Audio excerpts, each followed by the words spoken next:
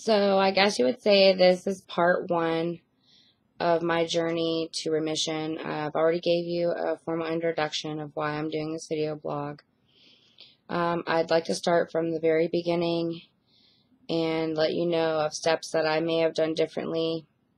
Definitely. I can start off by saying that I'm a waitress, and being on your feet a lot, you do develop problems. I've seen a lot of servers need knee replacements and foot problems. Well, after serving for several years, I did develop heel spurs, and they're very painful. And I decided that I was going to go to my family doctor, and he referred me to a foot doctor. I guess that would be probably my first wrong step, I feel. I let my doctor choose from my list of doctors to refer me to, and I'd say I did choose the doctor based on his last name, and I wish that I would have said, let me ask around first, or maybe let me do some research on the internet about this doctor first. My life could be a lot different now. I do believe that. So when you go to your family member doctor and you ask for a referral, kind of have somebody in mind who you know is going to specialize. And I mean, this goes for anything, just maybe even a stomach doctor or anything like that. There are some of the best doctors in our area from around the world, and I wish that I would have known that ahead of time. So I went to the doctor, and the doctor that I got referred to was named Dr. Osti. It's O-S-T-I. And I met him. I thought he was okay guy. I wasn't really educated on what to expect from a foot doctor. I did allow him to do whatever he felt necessary to get me, better from the heel spurs. And I went through several shots. I went through a lot of steroid shots, gained a lot of weight from them. I went about a couple times a week, got my shots, and I don't know what they were supposed to do, to be honest with you. I don't know if they were supposed to break down the heel spur or not. I know that it is possible to break down the heel spur. It is a calcium deposit. But I think that masotherapists or people that are qualified in that line of work would be somebody who would do something like that. And now I know that, but before I had no idea. I thought that Dr. Osti knew everything, being that he's a doctor. So I decided to just keep going with the shots and trying. And I even had x-rays that showed I had heel spurs on both feet, but it was my left foot that was really bad off. I got casted for orthopedics and wore them. They were really hard to wear. They're not easy at all, especially if you work on your feet to wear them. They're not comfortable.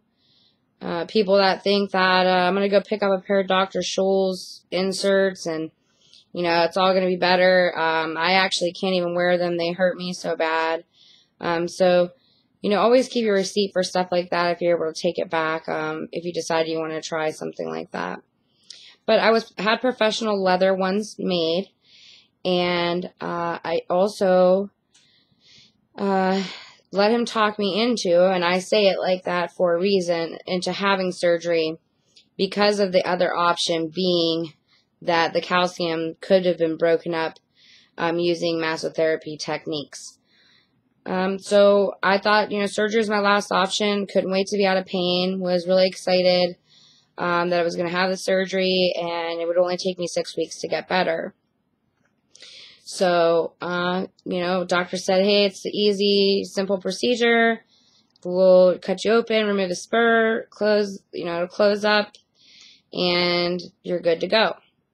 Little did I know that there was a risk of me getting very sick from the surgery. I mean, everyone knows that a doctor could slip and miss and things could happen. I mean, everybody kind of knows that's a risk.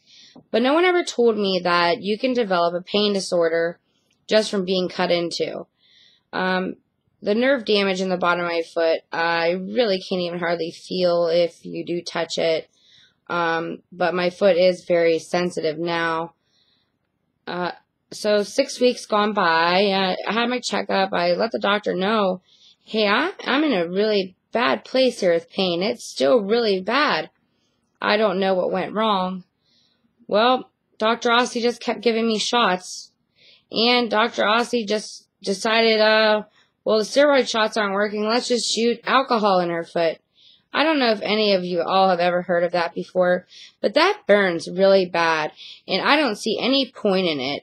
Maybe something about drying up the tissues or whatnot, but, I mean, definitely, you know, if you're going to a doctor and you just don't feel right about something, don't let them do it, because shooting alcohol in a needle in someone's foot, it hurts. And so, to finish up what happened with Dr. Osti, basically, he sent me to a rheumatoid doctor and sent me, I mean, for tons of tests. I had everything, MRIs, you know, CAT scans, everything done to see why, you know, this is still going on. Why am I still in pain? The only thing that showed up in the MRIs, I still had post-op swelling. CRPS can't be detected through any tests like that. And so I went to the doctor and, the rheumatoid doctor, and he ruled out lupus and whatnot, and I had something also called a nerve conduction test, which, if you're going to have a nerve conduction test, please be prepared. It is a very awful experience. I don't know if it was more awful because of my development with the complex regional pain syndrome or what, but that is a horrible test. So, went to the rheumatoid doctor, no news there, but a little bit of arthritis I probably already knew I had. You know, basically my vitamin D was a little low. I found that out, interesting, but not necessary in anything that I needed to get done. So Dr. Osti also sent me to a pain specialist. It was St. Joe's Pain Management. I don't feel I really ever gave them a chance. I went in, they wrote me a prescription for Neurontin. I read the side effects for Neurontin, and when I found it could make you comatose, I was like, no way, I'm a single mom, I live at home with my daughter, there's no way I'm going to take medication that's going to possibly and potentially, you know, cause me to not wake up and be alert for her. So, I didn't really give them a chance, and I didn't go back because I was really nervous. And that's basically where my journey with Dr. Osti ended, except for when I ran into his secretary, and because I'm a waitress, and ran into her at the restaurant I was working at, and she actually told me that she wanted to tell me something between the two of us. And obviously, if I'm posting on the internet, it's not between the two of us, but I'm sure that it's not going to affect her. But she told me that Dr. Osti wasn't doing everything correctly or really caring what he did, because he was retiring within 3 months of when he saw me. When I spoke with her, he was actually already retired. So, you know, there's a possibility that the doctor didn't, have a care. But, I mean, I didn't feel that way about him, I have to admit. Could he have done more? I don't really know. I don't feel he was 100% educated being a foot doctor. But, because he should have been educated on complex regional pain syndrome, and he's not. That's about it on that. And my next I don't know why I said that. My next blog is going to be about the next doctor that I visited, and the next thing I had to go through. So stay tuned in, bear with me. I'm having a rough day, and I really need to get this all out. So see you soon.